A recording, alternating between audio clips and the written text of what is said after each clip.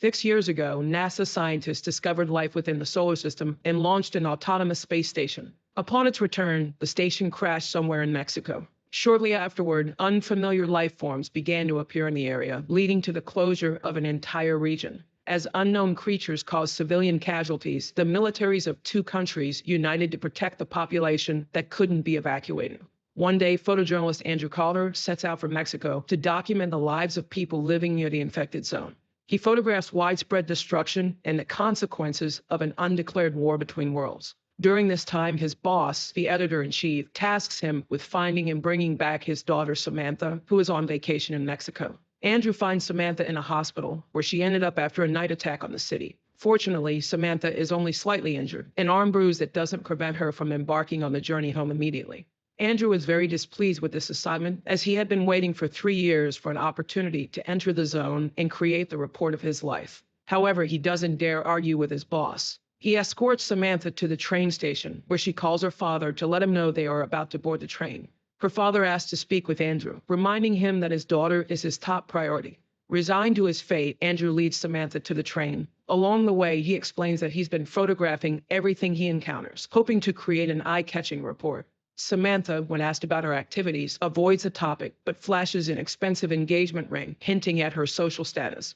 They travel all day. Samantha naps while Andrew captures intriguing scenes: military aircraft overhead, derailed train cars, and explosions lighting up the sky. Suddenly, the train halts due to issues up ahead and must turn back. Andrew suggests they continue to the port on foot since it isn't far. Though nervous, Samantha agrees. They soon arrive at a small house and knock on the door. A young woman invites them in, showing them a map of the area and explaining how to reach the port, which is about 100 kilometers away. However, the rails ahead are damaged from bombings, so they'll need to find a vehicle. If they don't make it to the port in 2 days, they'll be stranded for at least 6 months, as the coastline will close. The couple is offered a modest dinner. During the meal, Andrew entertains the hostess's child, prompting her to assume they are married, a notion they quickly dispel.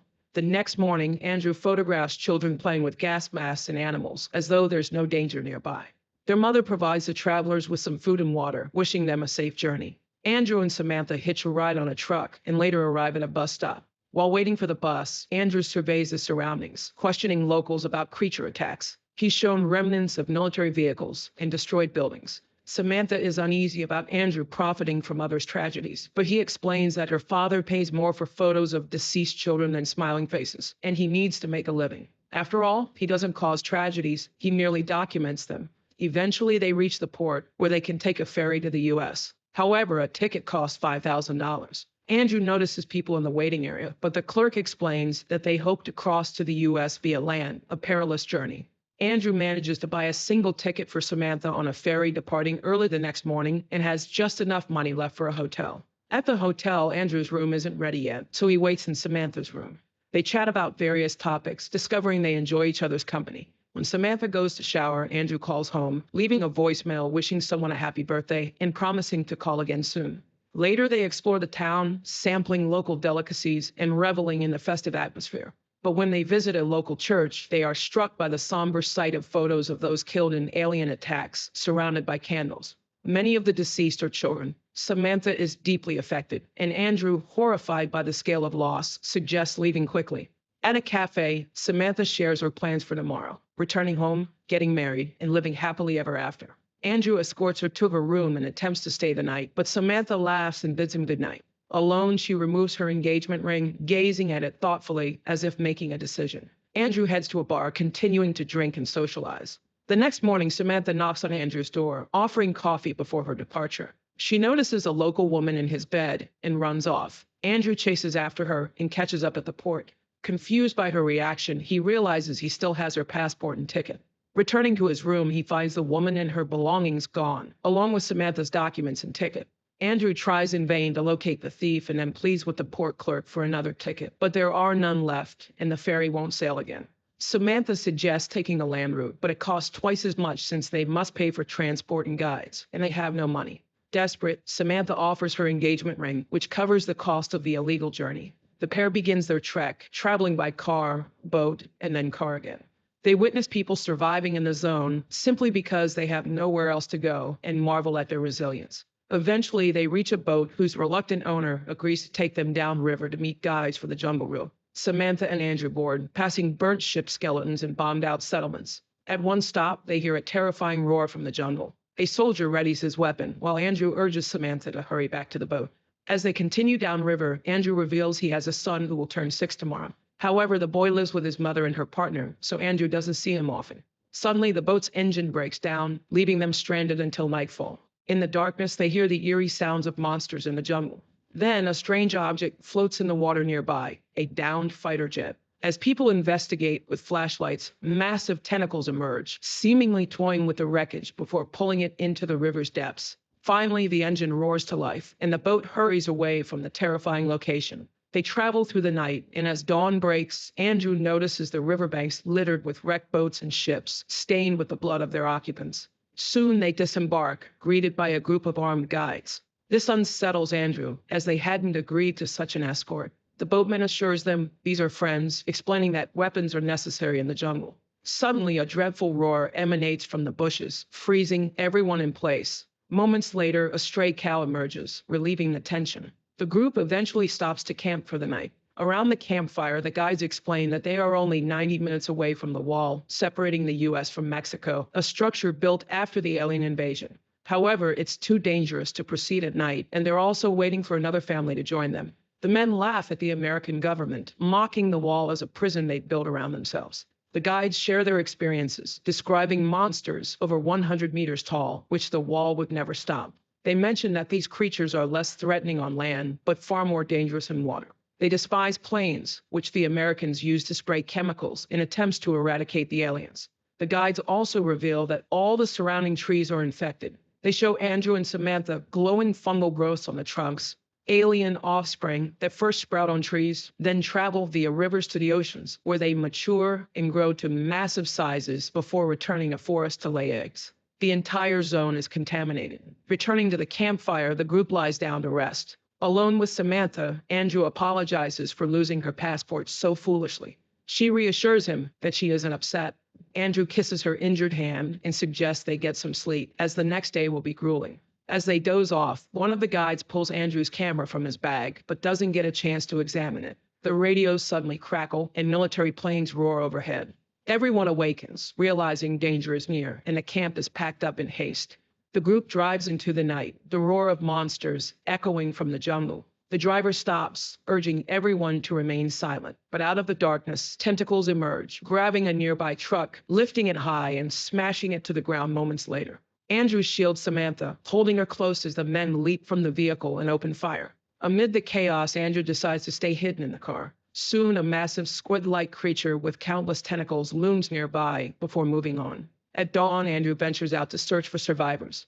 His calls go unanswered. He finds a truck lodged high in a tree and eventually stumbles upon the mutilated bodies of the guides. Fighting nausea, he retrieves his camera and a respirator from one of the corpses.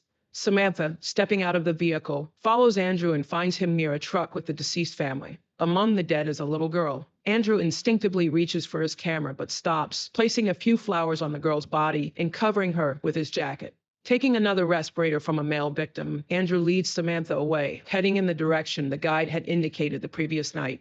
The pair travels most of the day. As dusk approaches, Samantha steps aside for a moment and stumbles upon an ancient, overgrown Mayan pyramid in the jungle. Andrew and Samantha climb to the top, where they have a clear view of the massive wall separating Mexico and the U.S.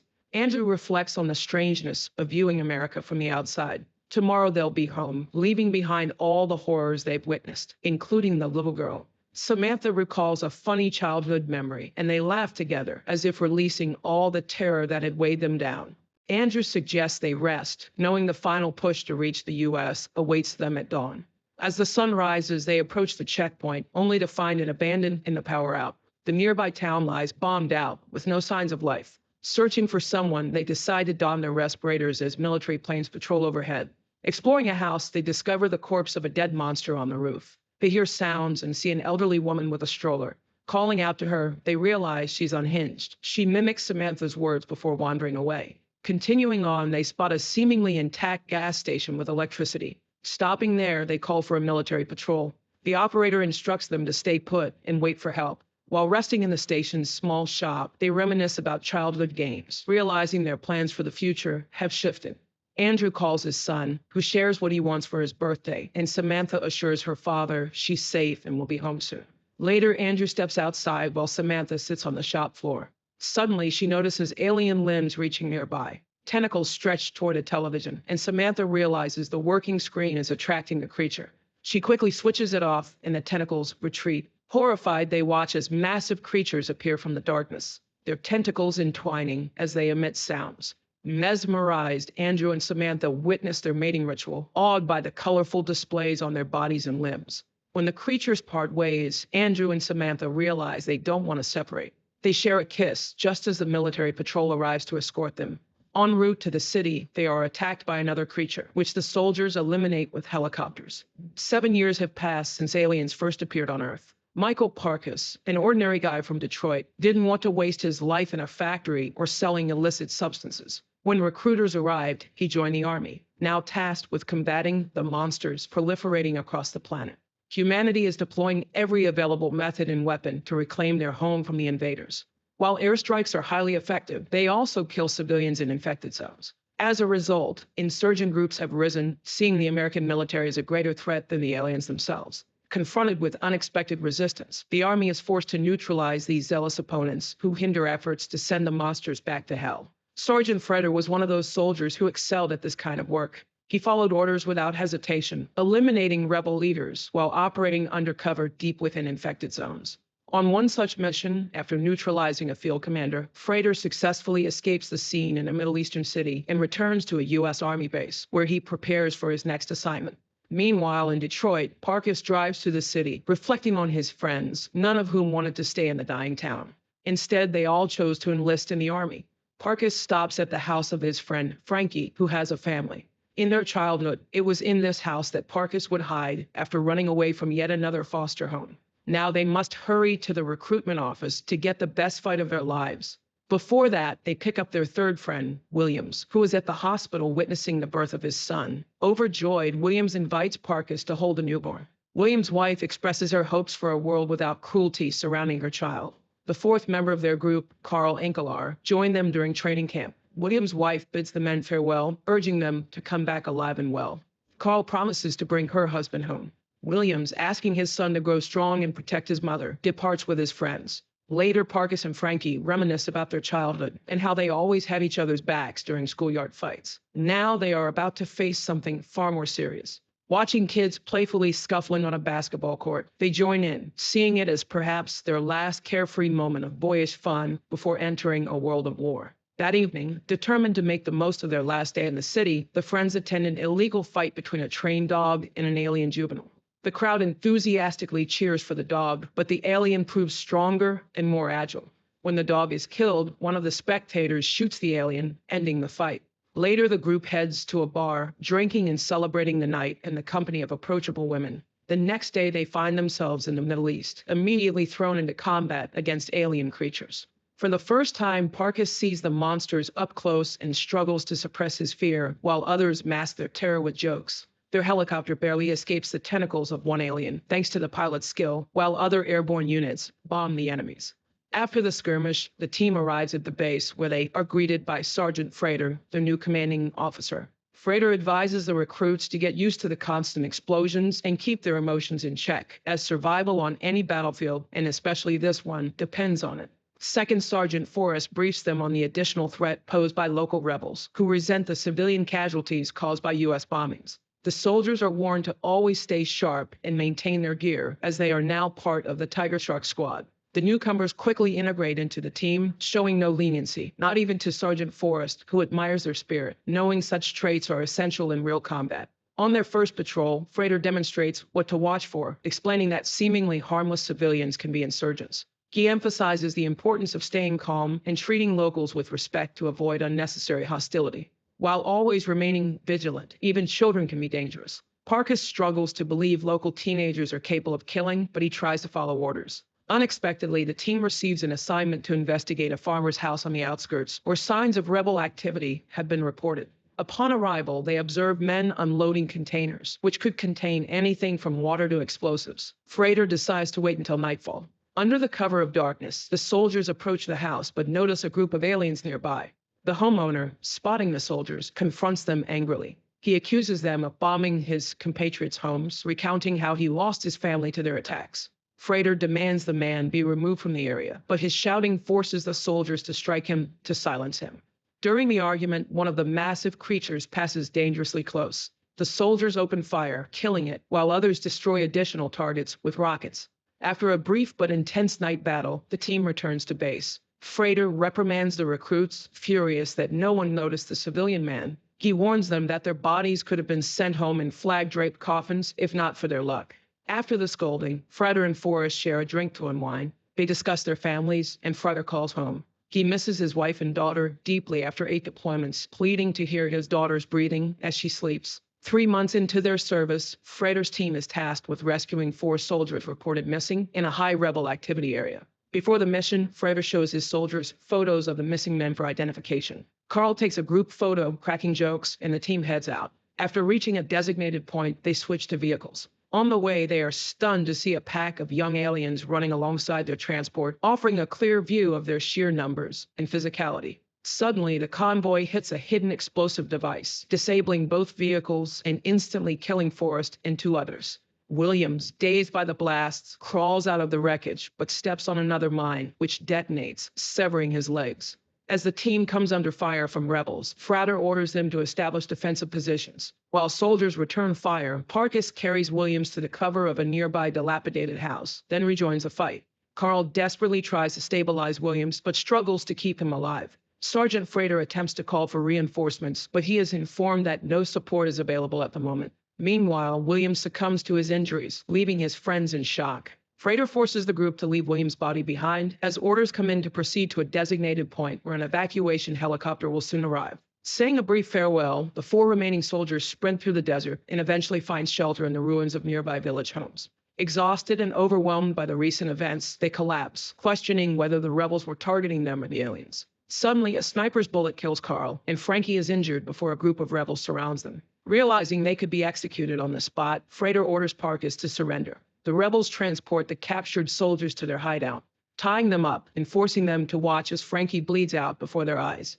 Parkus screams, unable to bear witnessing his friend's death, while Frater commands Frankie to look him in the eyes and die with dignity. Frankie complies, and as Parkus tips his chair back in anguish, he hits his head and loses consciousness.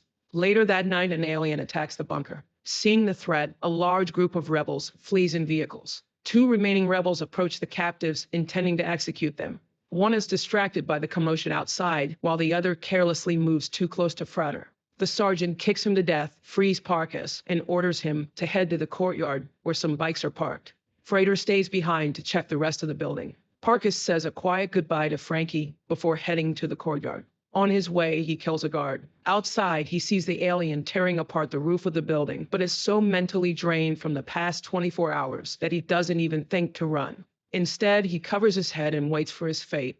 Frater appears and pushes him toward the bikes. They escape together, determined to complete their mission. Morning comes as the 2 soldiers ride through the desert. During a brief stop, Frater tries to snap Parkus out of his stupor, realizing the young soldier is still in shock and struggling to process the situation. Frater explains that they still have 80 kilometers to cover and must find the 4 missing soldiers, or their friends' sacrifices will have been in vain. When their fuel runs out, they continue on foot, heading east. That night, they take refuge in a bombed-out house. Frater questions Parkus about his family, but Parkus admits he doesn't know much about his biological father. Frater shares his own story, revealing that every time he returns from deployment, he takes the bus home and waits for his wife and daughter to open the door.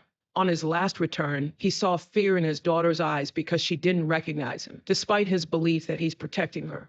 At dawn, they move on and come across a wrecked school bus in the desert. While Frater searches the belongings of dead children for water, Parkus inspects the bus and discovers a boy still alive. He carries the boy outside, but realizes he may not be able to save him. Frater suggests helping the boy their way by ending his suffering. Parkus watches as Frater tries to smother the child, but when the boy grasps Parkus's hand, Parkus pulls the sergeant's hands away. Frater tearfully tries again, but Parkus stops him once more. Picking up the boy, Parkus stands uncertainly, unsure of what to do.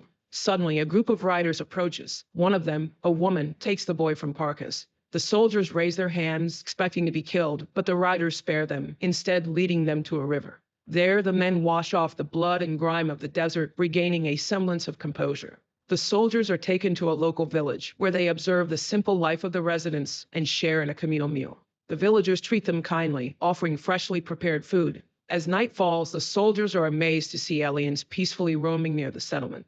Later, they sit by the fire, listening to the villagers sing.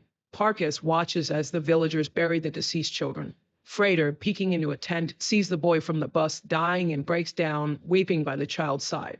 For the first time, he questions his purpose on Earth and laments abandoning his faith in God. Meanwhile, Parkas follows a funeral procession and catches up with the boy's mother. She fearlessly approaches a hill where the corpse of a dead alien lies. Another living alien appears, seemingly trying to awaken its fallen companion. When it realizes the effort is futile, it releases a swarm of glowing spores from the deceased. The spores drift to the ground, burrow into the soil, and immediately begin to sprout new alien life. Parkas and the woman sit silently in the darkness, watching the hauntingly beautiful spectacle unfold. In the morning, Parkas wakes up to the woman gently stroking his head, as if silently thanking him for his actions. Later, he returns to the village where Freder greets him with a punch to the face, accusing him of forgetting their mission.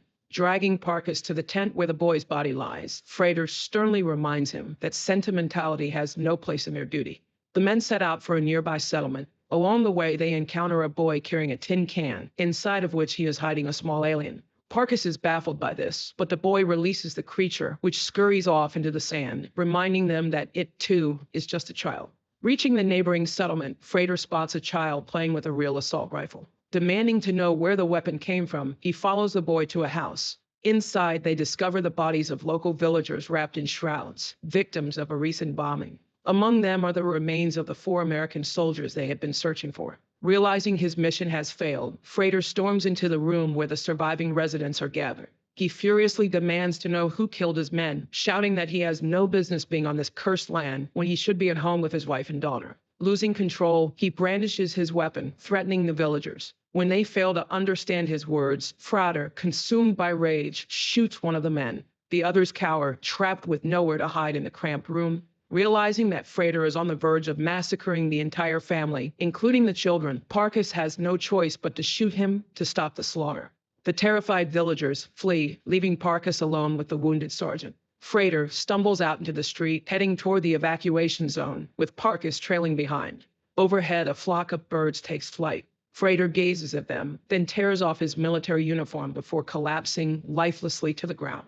Emotionally drained, Parkas looks on as an enormous alien monster emerges from the earth with a deafening roar. At the same time, the evacuation helicopter appears in the sky, rescuing Parkas and taking him back to base.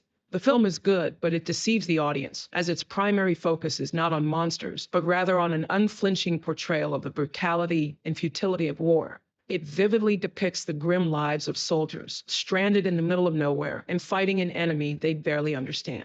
The very people they are ostensibly protecting often turn on them, killing their comrades. Even Sergeant Frater, seemingly the perfect combat machine, eventually succumbs to the psychological toll. By the end, the line between human and monster blurs, leaving the audience questioning, who are the real monsters here?